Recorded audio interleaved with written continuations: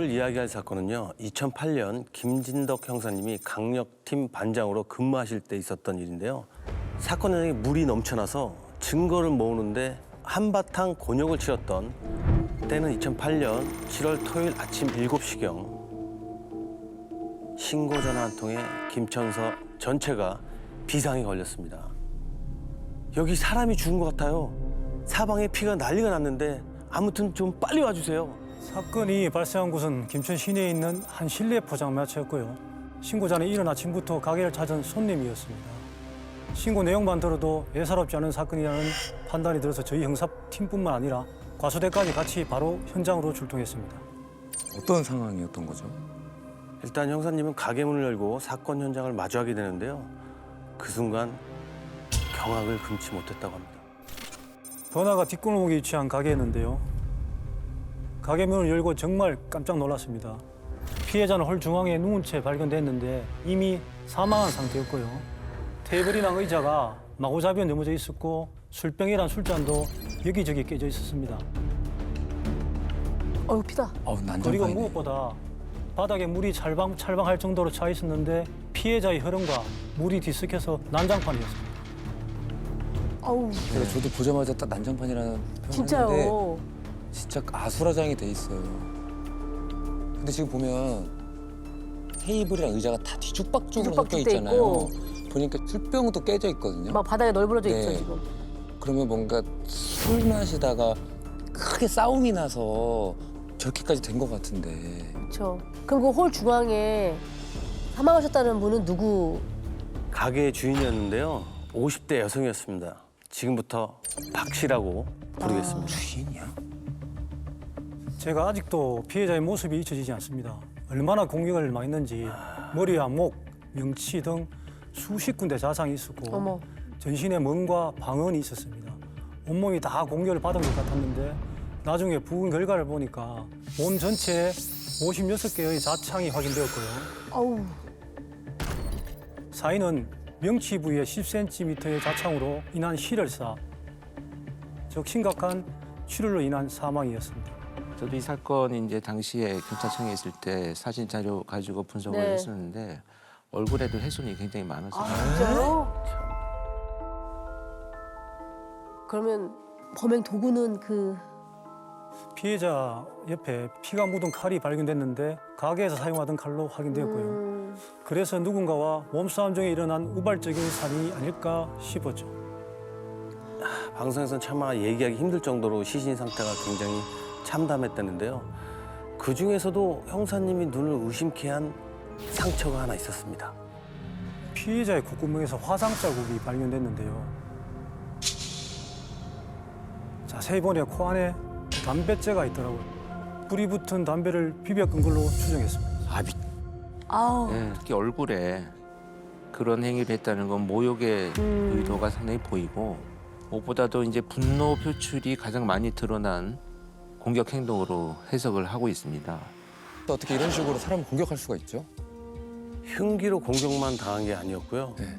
신체 일부가 노출된 상태였다고 합니다. 그러면 성범죄 가능성도 있었다는 거예요? 네, 그리고 현금도 다 사라진 상태라 강도의 목적도 보였습니다. 그리고 또 처음부터 좀 의아했던 게 현장에 물이 흥건했다고 하는데 그건 혹시 왜 그런 건가요? 주방 쪽 싱크대에 수도꼭지가 최대치로 터진 상태였습니다.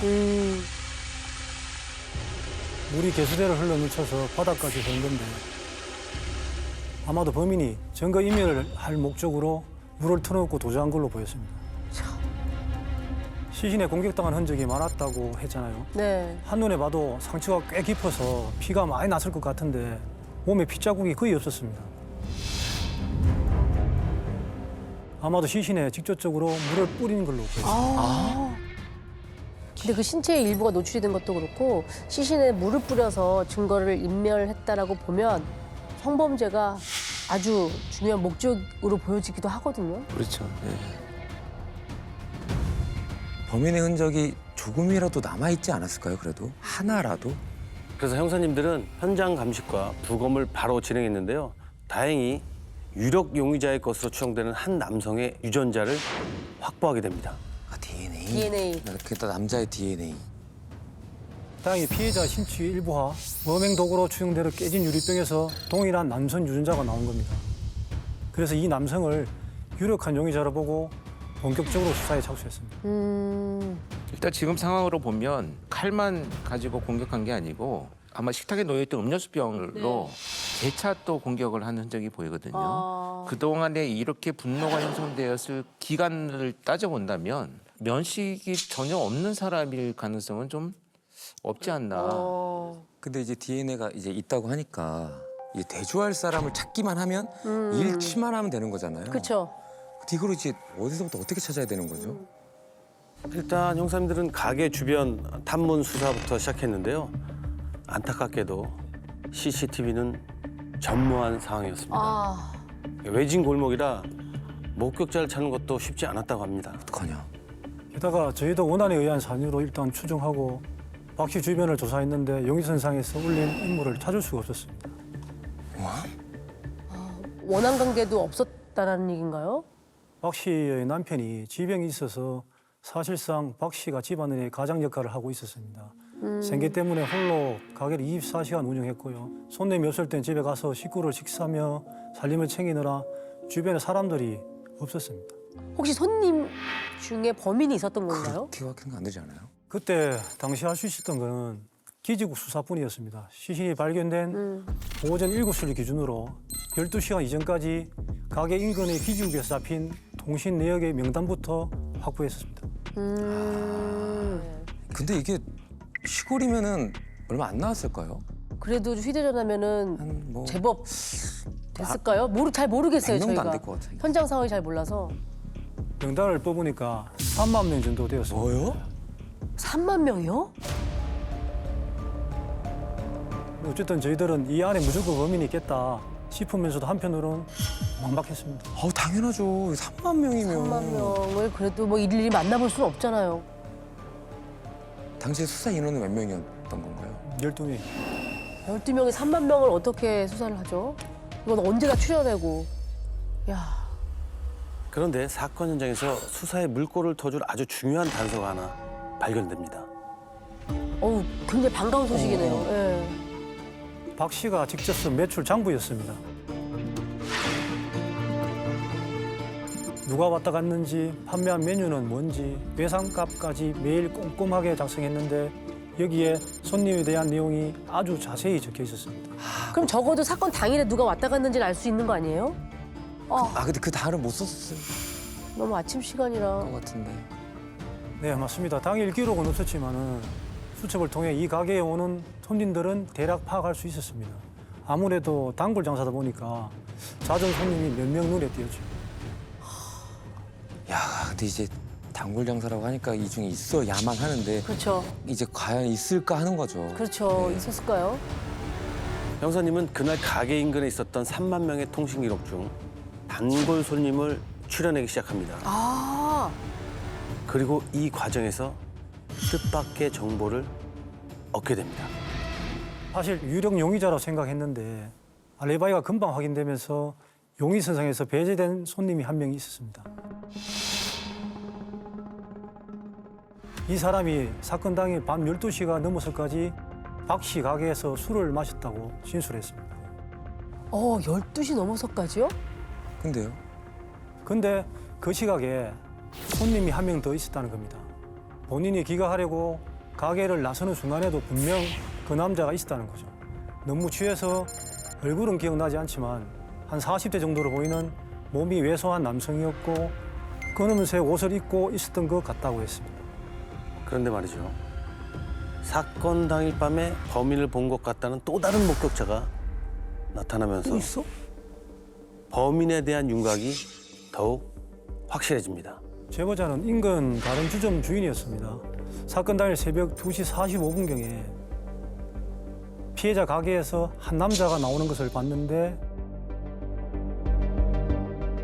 왜소한 체격에 검은색 작업복, 짧지만 빳빳한 직모가 눈에 띄는 40대 정도 남성이라는 꽤 구체적인 내용이었습니다.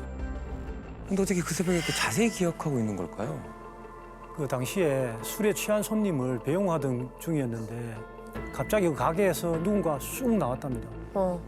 당연히 가게 사장인 줄 알고 봤는데 웬 남자였고요. 근데 제보자랑 눈이 마주치곤 당황했는지 이리저리 왔다 갔다 우둥지둥 하더니 사라졌고 그게 어딘가 이상해 보였다고 했습니다. 아까 12시 넘어서까지 가게에 있던 손님이 본 사람이 2시 45분에 도망치듯 가던 그 사람이 맞다면 뭔가 범행은 그 사이에 이루어질 수 있었겠네요. 그래서 이제 그날 밤 가게에 있던 검은 옷 사나이를 이제 쫓기 시작하는 건가요? 네, 작업복을 입었다는 제보자의 진술에 따라서 김천안에 있는 모든 인력 시장과 인부 명단을 일일이 확인했지만은 의심 가는 인물은 없었고요. 과거 주점이나 다방에서 발생한 유사 사건의 피의자 DNA를 현장에서 나온 DNA와 대조 의뢰도 했는데 일치한다는 연락을 받지 못했습니다. 그렇게 사건이 발생한 지 열흘이 지납니다. 그런데 이때 국가수에서 알쏭달쏭한 제안을 받습니다. 당시에 수상한 사람만 보였다 하면은 하루가 멀다 하고 유전자 의뢰를 하느라 국가수랑 수시로 연락을 하던 때였는데 느닷없이 김천에 집성촌이 있습니까? 라고 물었습니다. 집성촌이요? 근데 뭐 사실은 어떤 도시마다 그 집성촌이 좀 있긴 하죠. 있어요. 네. 네. 국가수에서 그걸 바탕으로 뭘 제안을 하신 거죠? 갑자기? DNA로 특정 성씨를 확인할 수 있다는 겁니다. 처음에 형사들 모두 무슨 헛소리인가 했습니다. 그렇죠. 이제 이거 예전에 우리 한번 나온 적 있습니다. 맞아요. 그래요. 네. 그쵸? 그 청주 해장국집 살인 사건 보면은 범인이 먹던 깍두기에 나온 이 자국에 DNA가 남아있던 DNA. 그렇죠, 그걸로 그렇죠. 범인의 특이성으로 해서 범인을 잡았잖아요. 맞아요. 소위 부계로만 유전되는 Y 염색체를 가지고 분석을 해서 범인의 성씨를 확인을 하는 건데 문제는 2012년 청주 해장국집 사건이 이미 그 연구가 좀 발전됐던 시기이고 아, 그렇네. 이게 2005년, 6년, 7년 요 사이에 조심스럽게 외국에서 이 부계 Y 염색체를 가지고 그 가게를 알아볼 수 있다는 연구가 막 시작되던 초기입니다. 아. 그래서 그 기간의 연구 중에 한 차례만 딱 성공한 적이 있었거든요. 아. 형사들 입장에서는 DNA로 성씨가 나온다니까 이거 뭐 좀 황당한 얘기죠. 그렇죠. 그 당시엔 그 너무 그럴 그랬을 것 수밖에 같아요. 없죠. 예. 당시 일선 형사들 중에는 아는 사람이 전무했고요. 그땐 또 DNA로 성씨를 결정할 수 있으면 대한민국에 못 잡을 범인이 어디 있겠나 싶은 생각도 들었습니다. 일단 연락은 왔는데 이걸로 수사를 해야 할지 고민도 많이 됐죠. 게다가 변수도 많다고 했습니다.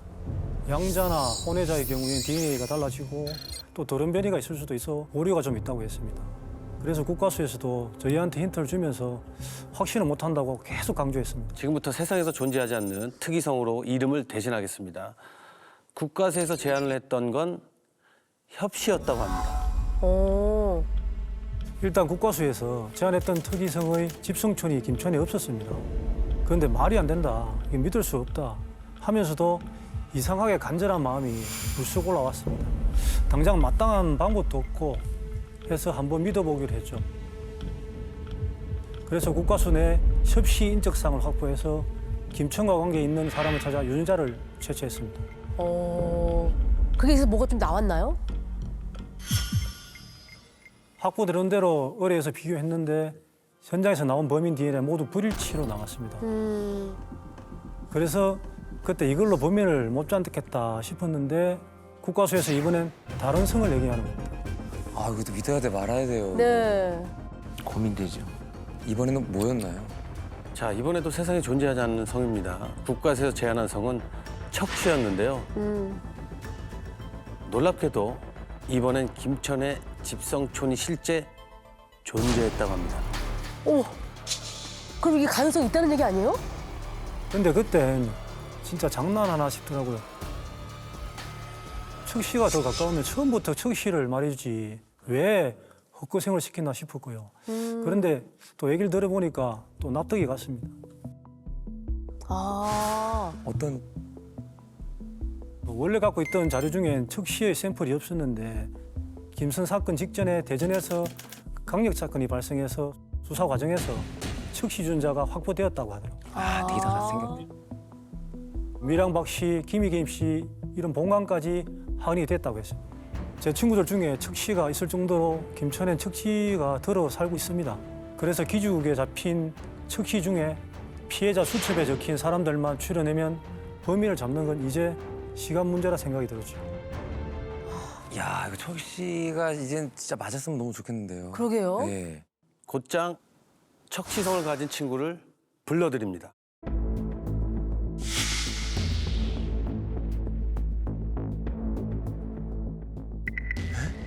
아니 친구를 왜요? 절대 범인이 없는 친구 2명을 불렀습니다. 유전자 샘플을 채취하기 위해서. 현장에서 나온 것과 얼마나 유사한지 확인해 보려고요. 그리고 며칠 뒤에 국과수에 연락이 왔는데 둘 중에 한 명이 더 범인 DNA랑 좀 더 가깝다. 근데 바로 위탁열, 아버지 때의 샘플을 보내달라고 하는 겁니다. 네, 그래서 저도 조금씩 더 가까워진다는 얘기를 들으니까 점점 신뢰가 생겼습니다. 그래서 더 확실하게 하려고 친구 아버님께 부탁해서 유전자 샘플을 다시 보냈고요.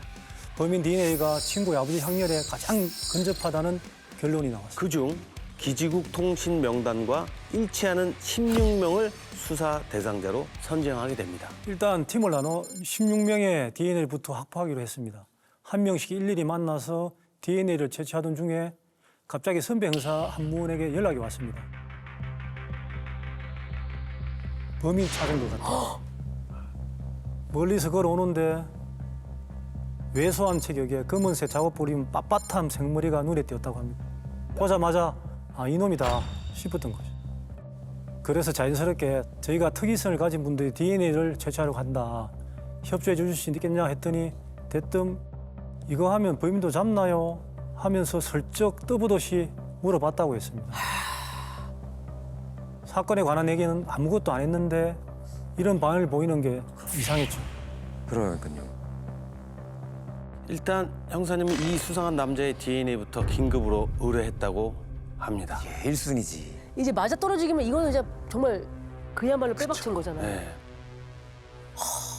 이 DNA를 검사를 하면 워낙 전국에서 DNA 의뢰가 오니까 네. 순서대로 하다 보면 일주일 정도가 걸려요. 근데 긴급으로 하면 하루 정도면 되거든요. 아, 이 긴급이라고 하는 건 뭐냐면 경찰청에서 이렇게 담당 형사가 굉장히 유력하니 빨리 해야 됩니다라고 해서 순서를 바꿀 수 있는 남발을 붙여가지고 이거를 인정을 해주면 국가수에서 이거 먼저 해주거든요. 먼저 해주는 거구나. 그렇게. 그렇게 해서 이제 긴급 의뢰를 하는 거죠. 네네네네. 그렇게 남자의 DNA를 국과수에서 의뢰하고 정확히 6시간 후에 연락을 받습니다. DNA가 네. 일치합니다. 야, 딱 범인이었네. 특이성 맞았네. 그럼 이제 출동하고 잡으면 되는 거네요? 잡으러 가야죠, 선생님. 바로 근거하러 갔는데 집에 아무도 없었습니다. 도망간 거 아니에요? 그래서 위치도 확인할 겸 전화를 했습니다. DNA 한 번 더 채취할 수 있겠냐. 우리가 실수가 좀 있었다. 자연스럽게 접근했죠. 네. 그랬더니 지금 돈잔치에 왔다고 하더라고요. 그래서 위치를 확인되자마자 근거하러 갔습니다. 그렇게 사건 29일 만에 체포에 성공합니다. 자, 그러면 체포했을 때의 반응은 어땠을까요? 왜냐면 DNA를 거부하지 않고 채취에 응했다라는 건 이거 절대 잡히지 않는다는 뭔가 나름의 생각이 있었던 거 아닐까요? 자긴 절대 이 사건하고 관련이 없다면서 진술 자체를 거부했습니다. 현장에서 발견된 DNA 증거를 들이밀어도 소용없었고요. 알고 보니 DNA에 관해 전혀 이해를 못한 상태였습니다. 그런데 점검으로 확보하러 간 형사들한테 연락이 왔습니다. 네. 아들이 아주 결정적인 진술을 했다고요. 용의자의 아들이요? 아들. 네. 무슨 말을요? 아버지가 얼마 전 생전에 보지도 않았던 불교 서적을 주면서 아빠가 집은 좀 비울 수도 있는데 이 책 보면서 아빠 생각해달라고 했답니다. 아, 자백을 한 셈이네. 그렇죠. 아들한테는 돌려 얘기한 거죠. 근데 이제 더 이상 진술을 거부하거나 발뺌하진 않을 것 같은데요. 아니, 뭐 진술보다 더 정확한 증거가 있잖아요. 네. DNA 증거가 너무 명확한데요, 뭐. 예. 범행 일체를 자백했습니다. 도대체 왜 그렇게까지 잔혹하게 하게 된 건지 그게 너무 궁금합니다. 외국인 여성과 재혼 후 국치견에 대해 사람들이 말한 것 자체가 싫었다고 합니다. 피해자의 술집에는 2번째 방문했던 건데요. 그런데 그날 가게 주인이 국제결혼에 대해 이런저런 얘기를 하는 바람에 순간 분노를 참지 못해서 살인한 거라고 했습니다. 또 피해자 때문에 했다라고. 피해자 탓을 또 하고 있네. 아니 설사 그런 얘기를 들었다 쳐도 듣기 싫으면 그냥 나가면 되잖아요. 그 가게 다시는 안 가면 되고. 왜? 그 왜 사람을 죽입니까? 물을 뿌리고 한 행동들도 다 증거인멸을 하려고 한 거라고 합니까? 증거인멸을 할 생각은 애초에 없었던 것으로 보였습니다. 피해자를 흉기로 수차례 찌르고 난 후 손에 묻은 피를 씻으러 싱크대에 갔다가 대야가 있어서 홧김에 물을 뿌렸다고 했고요. 그런데도 분이 풀리지 않아서 피해자에게 침을 뱉었고 피우던 담뱃불로 비벼 껐다고 했어요. 사실 본질적인 실패는 자기한테 있었던 거잖아요. 그렇죠. 재혼을 하면서 갈등 관계가 계속 되어 온 거를 네. 전혀 다른 사람이 국제 결혼 이야기를 한다고 그 분노를 그냥 전이시키는 것밖에 안 돼요. 맞아요. 결국은. 그게 마치 피해자가 계속 자기를 무시했다든지 뭐 이런 것들로 포장을 하게 되는 거죠. 피해자한테 정말 분풀이, 이유 없는 그냥 화풀이, 화풀이를 하는 거죠. 그리고 모욕을 저지른 것밖에 그 이상도 그 애도 아무것도 아니거든요. 판결은 어떻게 나왔습니까? 최종 6년형을 받았습니다.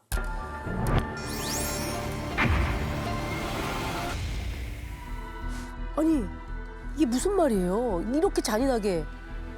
그리고 또 시신 막 훼손하고 막 아유, 시신에다 모욕을 주고 막 이렇게 했는데 어떻게 6년밖에 안 나오죠?